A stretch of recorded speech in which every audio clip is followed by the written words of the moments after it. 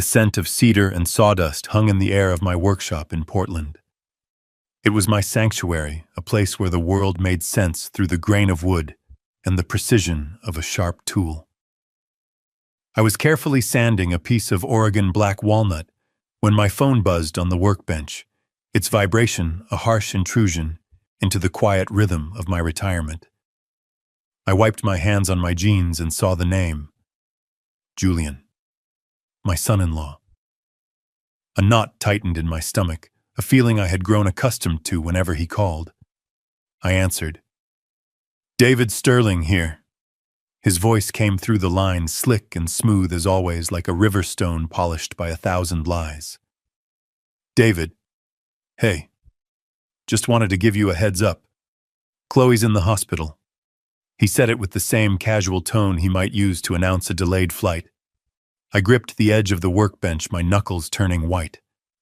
"What happened? Is she all right?" "Oh, it's nothing major. Just exhaustion. You know how she gets with her projects. Pushes herself too hard. The doctors are just being overly cautious, running some tests." The words were meant to be reassuring, but they landed like ice chips in my gut. Exhaustion. My daughter was a strong woman, but she wasn't reckless, and Julian's calm was not the calm of a man confident his wife was fine. It was the calm of a man who was detached, uncaring. "Which hospital?" I asked, my voice flat. "UCLA Medical Center." "But look, David, you don't need to worry. I've got it handled. She's been working too hard on that new project of hers. I told her to take a break, but you know Chloe." He laughed, a short, empty sound. It was a perfect performance. The concerned husband gently managing an overreacting father-in-law. But I had spent 40 years as a forensic accountant. I knew how to spot a lie, not just in a spreadsheet, but in the subtle cadence of a human voice. And Julian's voice was a ledger filled with cooked books. "I'll call you back for an update," I said, and ended the call before he could offer any more false comfort. The silence of the workshop returned, but it was different now. It was heavy, filled with an unspoken dread that had nothing to do with wood and steel and everything to do with my only child lying in a hospital bed 500 miles away. My hands were shaking slightly as I tried to call Julian back. Straight to voicemail. I tried again. Voicemail. A cold fury began to simmer beneath my anxiety. He wasn't busy. He was avoiding me. I walked out of the workshop and into my small house, the smell of sawdust clinging to my clothes. I sat at my kitchen table and opened my laptop, my fingers moving with a grim purpose. Alaska Airlines. First flight from Portland to Los Angeles. There was one leaving in 90 minutes. My mind raced. Was I overreacting? Was this just a father's anxiety twisting a simple case of exhaustion into a catastrophe? Julian's voice echoed in my head. "The doctors are being overly cautious." Maybe they were. Maybe I was the old man who couldn't let go, who saw shadows where there was only light. For a moment I hesitated, my cursor hovering over the purchase button. Then I thought of Chloe. I remembered our last few phone calls.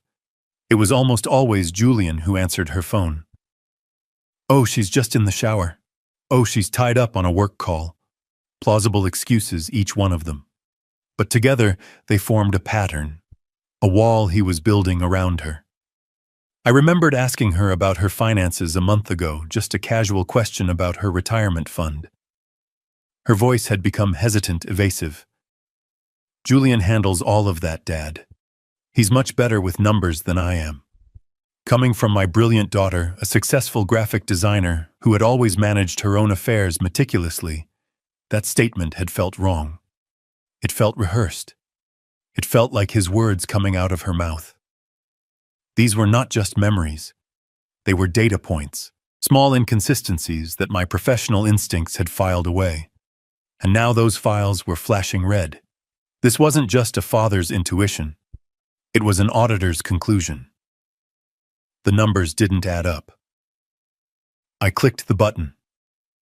Booked. I threw a few things into a small bag, a change of clothes, my laptop, my chargers. I didn't think about what I would do when I got there. I only knew I had to go. The drive to the airport was a blur. The flight was torment. I was trapped in a metal tube suspended 30,000 feet in the air, completely powerless. Every minute of delay, every bump of turbulence felt like a personal affront, a conspiracy to keep me from my daughter. I stared out the window at the endless expanse of clouds, my mind replaying every conversation, every interaction with Julian since he had entered our lives. The charming tech entrepreneur who had swept my daughter off her feet. The man who spoke of disruption and innovation, but who had never produced a single viable product. The man whose lifestyle always seemed to exceed his visible means of support. The plane began its descent into Los Angeles. As soon as we touched down and the pilot gave the okay, I turned on my phone. A single text message was waiting for me. It was from Julian. It read, "You don't need to come. Everything is under control. I'm heading into a big meeting with investors. Chloe is resting." The message was time-stamped 15 minutes ago. He wasn't at the hospital. He was at a meeting. While my daughter was sick enough to be admitted, he was pitching his next big idea. The last shred of doubt I had about my decision vanished. This was not just negligence. This was something else entirely. Something colder, more calculated. I didn't bother replying to the text. I took a taxi straight from LAX to the UCLA Medical Center in Westwood. The hospital was a sprawling complex, a city unto itself. I walked through the automatic doors, the sterile smell of antiseptic, a sharp contrast to the cedar of my workshop. I found the main information desk and asked for my daughter Chloe Sterling's room. The woman behind the counter typed for a moment, her face a mask of professional neutrality. "She's in the intensive care unit, sir. ICU." The words hit me like a physical blow. Julian had said, exhaustion. You don't put someone in the ICU for exhaustion. My heart hammered against my ribs as I followed the signs to the ICU. The waiting room was sparsely populated, a few people staring blankly at a television screen, their faces etched with worry. I gave my name to the nurse at the station, and she led me through a set of double doors. And then I saw her. My daughter. My vibrant, talented Chloe was lying utterly still in a hospital bed, surrounded by a web of tubes and wires. A ventilator breathed for her its rhythmic hiss, the only sound in the sterile room apart from the steady beep of a heart monitor. Her face was pale, almost translucent. She looked smaller, more fragile than I had ever seen her. A doctor, a kind-faced man in his 50s, approached me. "Mr. Sterling, I'm Dr. Evans." I felt a hand on my shoulder and realized a nurse was guiding me to a chair. I couldn't take my eyes off Chloe. "What happened?" I whispered, my voice hoarse. "Your daughter suffered a ruptured cerebral aneurysm. We performed an emergency coiling procedure to stop the bleeding. The next 24 hours are critical." His words were calm, professional, but they described a nightmare. My world tilted on its axis. I finally found my voice. Her husband. Julian. Where is he? The doctor's professional demeanor faltered for just a second. A flicker of something, hesitation, maybe even disapproval, crossed his face. "He left about an hour ago. He seemed very concerned about—" He stopped as if searching for the right word. He was asking about getting some papers signed. He said it was urgent. Urgent papers. While his wife lay here between life and death, his priority was paperwork. The knot in my stomach turned to ice. The dread I had felt all day solidified into a cold, hard certainty. This wasn't a tragedy. It was a crime scene. And my daughter was the victim. I sat in the uncomfortable plastic chair by Chloe's bed for what felt like an eternity. The only sounds were the rhythmic hiss of the ventilator and the steady, monotonous beep of the heart monitor. Each beep was a fragile thread holding my world together. I watched the numbers on the screen rise and fall, trying to decipher their meaning, as if they were a complex financial statement that could predict profit or loss, life or death. The grief I felt was a heavy blanket, suffocating and vast. But underneath it, something else was beginning to grow. A cold, hard anger. I pulled out my phone and dialed Julian's number again. The 10th time. Maybe the 20th. The call went straight to voicemail, just like all the others. His pre-recorded voice, full of false cheer, was a grotesque insult in the face of this sterile, silent room. I tried again and again, driven by a desperate need to hear him offer some kind of explanation, any kind of lie that could momentarily placate the rage building inside me. Nothing. The silence from his end was louder than the beeping machines. My gaze fell upon Chloe's handbag resting on the floor by the chair. A worn leather bag I had given her for her 35th birthday. I had never gone through her personal things, not even when she was a teenager. It felt like a violation of a sacred trust. But trust had already been shattered. I reached down and picked up the bag. My hands felt clumsy, alien as I fumbled with the clasp. Inside, among her wallet and keys, was her phone.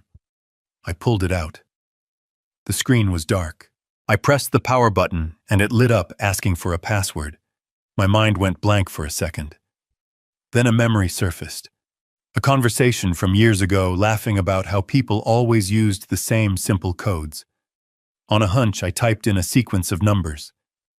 My birthday. The phone unlocked.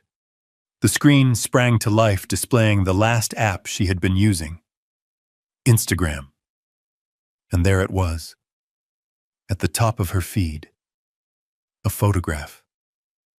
My breath caught in my throat. It was like being punched in the chest, the air forced from my lungs in a silent gasp. The image was bright, drenched in the golden light of a California sunset over the ocean. A group of people were on the deck of a magnificent yacht, the blue waters of Marina del Rey sparkling behind them. They were all smiling, laughing, holding up champagne flutes in a toast. And in the center of it all, with his arm draped casually around a stunning young woman in a bikini, was Julian. He wasn't just smiling.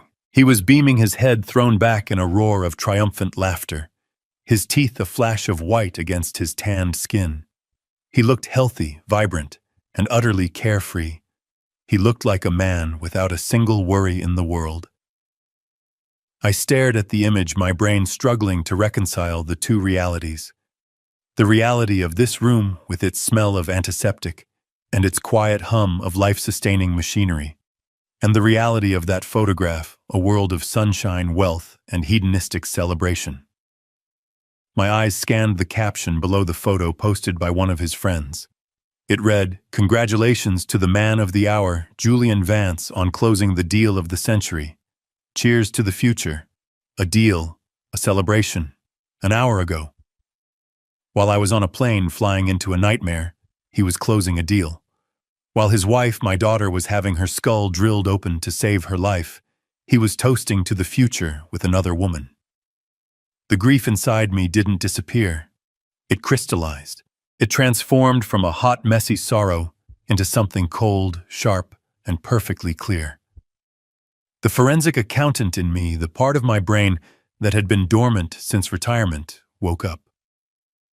This wasn't just a moral failing. This was a transaction, a calculated move. The pieces began to click into place with terrifying speed. His casual phone call, his absence from the hospital, his questions about paperwork. It was all part of a plan. The blanket of grief was replaced by a cloak of ice. There was no room for tears now. Tears were a liability. I did not throw the phone. I did not shout. My hand was perfectly steady as I pressed the buttons on the side of the phone, capturing a screenshot of the photograph and the caption. The small click echoed in the quiet room. I saved the image. Then I saved it again to a secure cloud server, a habit from a lifetime of preserving evidence. The photo was no longer just an image of betrayal. It was now an asset. It was Exhibit A. I placed Chloe's phone back in her handbag, carefully closing the clasp. I sat back in the chair and looked at my daughter, her face a pale mask of unconsciousness. The rage was still there, a white-hot furnace in my core. But now it had a purpose. It had a direction. The time for sorrow was over. The time for auditing had begun. Julian Vance had made a critical error in his calculations. He had underestimated his father-in-law, and I was about to adjust his books for him line by painful line. I put the phone away, but the image was burned into my mind, a permanent afterimage of betrayal. I felt a presence beside me and looked up to see a nurse. She was a woman in her 50s with dark hair pulled back in a neat bun and eyes that held a mixture of professional weariness and deep compassion. They were eyes that had seen too much, but had not yet become cynical. She held out a steaming styrofoam cup. "Coffee," she said, her voice soft but steady. "You look like you could use some." I took it, my hand trembling slightly. The warmth seeped into my cold fingers. "Thank you," I said, my own voice sounding distant, as if it belonged to someone else. She pulled a rolling stool over and sat near me, not too close but not far enough to feel impersonal. "I'm Nina Rodriguez," she said. "I'll be one of Chloe's primary nurses. My heart aches for you. It's a terrible thing to see your child like this." I just nodded, unable to form the words to reply. We sat in silence for a few moments. The only sounds, the familiar hiss and beep of the machines that were keeping my daughter alive. Nina didn't push. She just sat there, a quiet sentinel, a witness to my grief. She had seen men like me before, fathers, husbands, sons lost in the sterile labyrinth of the ICU. But then her gaze sharpened slightly, as if she saw something in my face beyond the simple geography of sorrow. She saw the ice in my eyes, the hard set of my jaw. She leaned in a little closer, her voice dropping to a near whisper. "Your son-in-law, the one who was here earlier." "Julian." "Yes. I've been a nurse for 30 years, Mr. Sterling. You learn to read people. You have to. You see them at their best and at their absolute worst, and something about him, it didn't sit right with me." I turned to look at her fully, my attention completely captured. My instincts, the ones honed by decades of looking for the single misplaced number in a column of thousands, told me to listen. She took a steadying breath. He seemed more concerned with paperwork than with his wife's condition. He was polite enough, you know. Charming, even. But his eyes were always somewhere else. He kept checking his watch. And he asked me 3 times.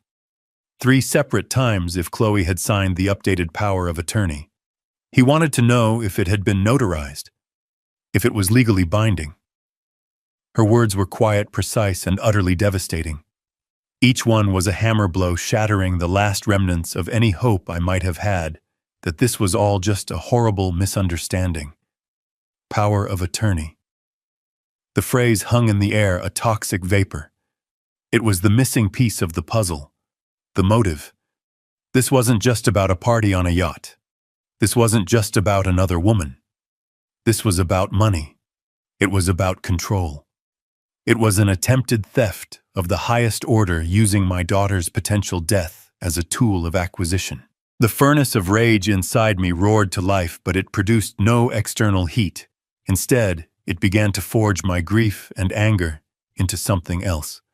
Something hard and durable and sharp. A weapon. I looked from Nina's compassionate eyes to the pale, still face of my daughter. A silent vow formed in the depths of my soul. It was a promise made not in words, but in the sudden clarity of purpose that now consumed me. I would not let him win. I would not let him profit from her pain. I would protect my daughter and everything that was hers, with every ounce of my being, with every skill I had ever learned. I would dismantle Julian Vance's life so completely, so methodically, that he would be left with nothing but the consequences of his own greed. He thought I was just an old man, a retired relic from a bygone era. He was about to find out what a lifetime of auditing other people's deceptions had taught me. I turned back to Nina, the grief mask gone from my face, replaced by a calm, resolute focus. My voice when I spoke was steady, devoid of any tremor. Nina, thank you. You may have just saved my daughter's life in more ways than one. I need some information. What is the full name of the attending physician? Dr. Marcus Evans. And what is the hospital's procedure for a family member to gain access to a patient's full medical records and treatment plan? She looked at me, surprised by the sudden shift in my demeanor from grieving father to methodical investigator. But she didn't question it. She saw the purpose in my eyes and recognized it as a force to be trusted. You'll need to speak to the patient advocate's office, she said, her voice now crisp and professional, matching my own. I can get you the forms. They will guide you through the process of invoking your rights as next of kin, especially if… She trailed off, not wanting to say the words. If the primary decision-maker is absent or acting against the patient's best interest, I finished for her. Her eyes met mine in a moment of silent understanding. Exactly, she said. I nodded slowly, processing the information, filing it away. The first steps of the audit were clear. Gather all documentation. Establish legal standing. Secure the assets. I took a sip of the coffee. It was bitter and strong. It tasted like the beginning of a long and difficult fight. And I was ready for it. Julian was celebrating the deal of the century. He had no idea I was about to open a new set of books on him. And in my ledger, he was already deep in the red. I left the sterile quiet of Chloe's room and stepped out into the main corridor of the ICU. The normal hospital sounds the soft chime of a call button, the squeak of rubber-soled shoes on linoleum. The distant murmur of conversation all seemed muted and far away. My world had narrowed to a single sharp point of focus. I walked past the nurse's station and found a small alcove with a window overlooking a courtyard. I pulled out my phone, but I didn't look for Julian's name. Calling him would be a waste of breath, a pointless exercise in emotional expenditure. He was no longer part of the solution. He was the problem to be solved. My thumb scrolled through my contacts, landing on a name I had trusted for over 30 years. Michael Thorne, my lawyer, my asset manager, my friend. I pressed the call button and listened to the ring, a crisp digital sound that cut through the hospital's low hum. He answered on the second ring, his voice familiar and steady. David, is everything all right? No, Michael, nothing is all right. My voice was unnaturally calm. It was a voice I hadn't used in years, the voice I reserved for depositions and hostile audits. It was a voice that held no heat, no emotion, only the cold, hard clarity of facts and figures. I need you to act immediately. Is this a secure line? Yes, of course. What's happened? Chloe is in the ICU at UCLA. A ruptured aneurysm. Her condition is critical. There was a sharp intake of breath on the other end of the line. Oh my God, David. I'm so sorry. Is there anything… I cut him off, not unkindly, but with a clear sense of urgency. I don't have time for condolences right now, Michael. I have time for action. I need you to listen very carefully. I am invoking my secondary power of attorney over Chloe's estate. I want you to freeze everything, immediately. Freeze all access to the Sterling family trust that I established for her. Block any and all transactions. Everything. Do you understand? Yes. Consider it done. But David, what's going on? His name is Julian Vance. I want you to run a full financial trace on him going back 6 months. Every credit card charge, every bank transfer, every shell corporation he's ever touched. I want to see where every single dollar of my daughter's money has gone. I want a complete report on my desk by morning. No, by the end of the day. Send it to me digitally and encrypted. The line was silent for a moment, as Michael processed the cold fury behind my words. He knew me well enough not to ask any more questions. He knew this wasn't a grieving father lashing out. This was a professional giving orders. "You'll have it, David," he said, his voice now matching mine in its seriousness. "You'll have everything." "Thank you, Michael," I said, and ended the call. I stood there for a moment looking out the window, but not seeing the manicured green of the courtyard. The first move had been made. The first piece had been taken off the board. The war had not yet been declared to the enemy, but for my part, it had already begun. The hospital waiting room was a lonely island in the middle of the night. The daytime hustle had long since faded, leaving behind an empty quiet, broken only by the hum of the vending machine and the distant squeak of a janitor's cart. I had found a small alcove with a power outlet, a forgotten corner of this cathedral of sickness and hope. For anyone else, it would be a place of weary waiting. For me, it had become a war room. I opened my laptop. The soft glow of the screen illuminated my face, pushing back the shadows. My fingers found the keyboard with a familiar certainty.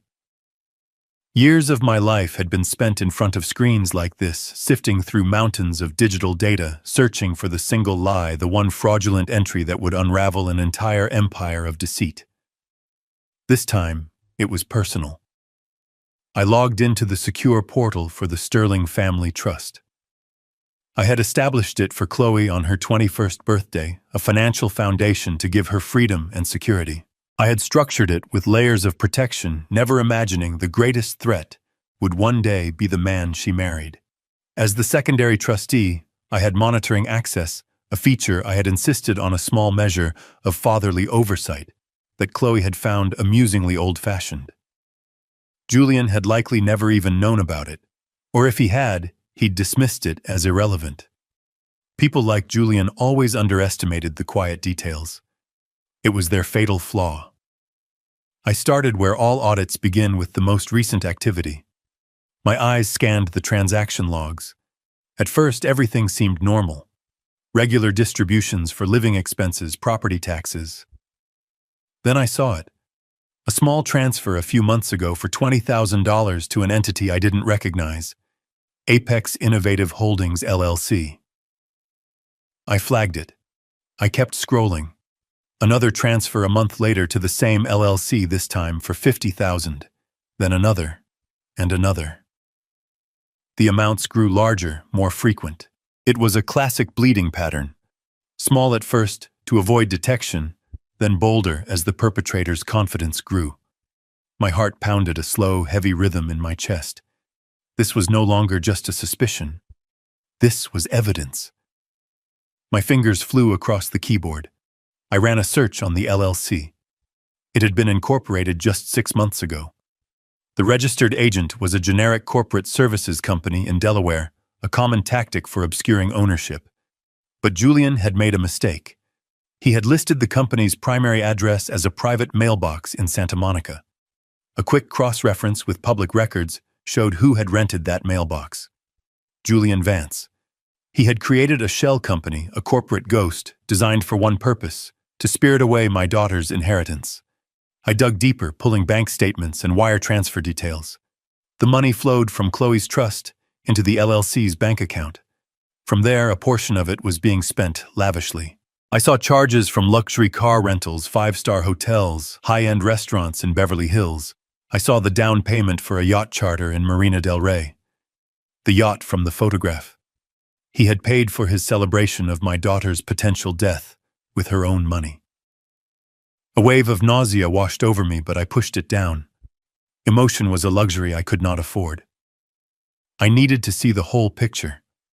There was still a significant amount of money in the LLC's account, and Chloe's stock portfolio, a substantial asset, was still untouched in the trust. It didn't make sense. If Julian's plan was simple theft, why hadn't he drained everything? Why the complex shell corporation? The answer hit me with the force of a physical blow. The power of attorney. He wasn't just stealing what was there. He was positioning himself to steal everything that was left. The LLC wasn't just a bucket to hold stolen cash. It was collateral. With an updated and absolute power of attorney signed by an incapacitated Chloe, he could legally transfer her entire stock portfolio into the name of his company. He could then leverage the full value of her inheritance, her entire future, as collateral to secure a massive loan for whatever risky venture he was pitching to his investors. Chloe's sudden illness, her aneurysm. It wasn't a setback to his plan. It was the final crucial step. It was the opportunity he had been waiting for to get her signature on a document she was in no condition to understand. And as I sat there staring at the screen, a memory surfaced, sharp and painful. An email exchange from a little over a year ago. I had seen the first signs of Julian's influence over Chloe's finances and had sent her a gentle email expressing my concerns. I wrote, "My dearest Chloe, I only want what's best for you. Giving anyone complete control over your finances, even your husband, can be risky. Please just make sure you have your own oversight." Her reply had come a few hours later. It was filled with a daughter's loving exasperation at her overprotective father. "Oh, Dad, please don't worry. This isn't the 1980s. Julian knows what he's doing. He's brilliant with this stuff. We're a team, please trust me." "I did trust you, my darling," I whispered to the empty waiting room. "I always trusted you. It was him I never trusted." The email was a ghost, a painful reminder of how blind love could be. She had seen a partner. I had seen a predator. And he had used her love and trust as his primary weapons against her. Now I understood the timeline, the race. The power of attorney document was a ticking time bomb. Julian would be back. He would try to get it notarized using Chloe's unresponsive state as a cover. He would use her medical crisis to execute his financial coup. I had to move faster. The digital audit had given me the map of his conspiracy. It had shown me the full depth of his greed. Now I had to use that map to find a way to stop him. The investigation was over. The counteroffensive was about to begin. I opened a new file on my desktop, a clean white page against the darkness of the night. I named it the Julian Vance Audit. It was time to calculate his final balance, and I would make sure it was zero. The digital trail was a map of Julian's greed, but I knew it wasn't enough. Numbers on a page are abstract. They can be argued over, explained away by clever lawyers. I needed something visceral, something a judge or a jury could look at and feel in their gut. I needed to paint a picture of the man, not just the criminal. I needed physical evidence.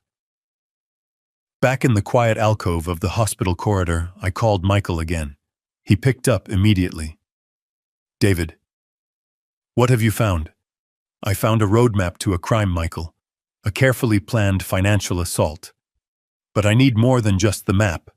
I need photographs of the landscape.